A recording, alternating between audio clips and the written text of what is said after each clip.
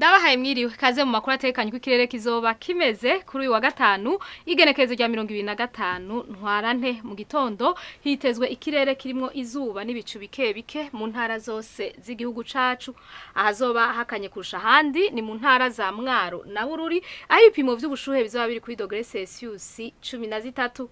Ku muhingamo hitezwe imvura mu ntara za Kirundo, Ngozi, Muyinga, Karusi, Mwaro, Gitega, Rumonge hamwe na Bururi. Mu zindi ntara hitezweyo ikirere kirimo izuba n'ibicu bike bike. Ahazoranga ubushuhe kurusha handi ni mu ntara za Cibitoke na Bujumbura aho ibipimo vy'ubushuhe bizoba biri kuri degre Celsius 31. Amakuru atekanye ikirere agarukiye ngaha mwayateguriwe n'ikigo cayije bukijejwe ivy'ibirere nayo Nadia Ndayizenje yabashikirije mwakoze kuyakurikira.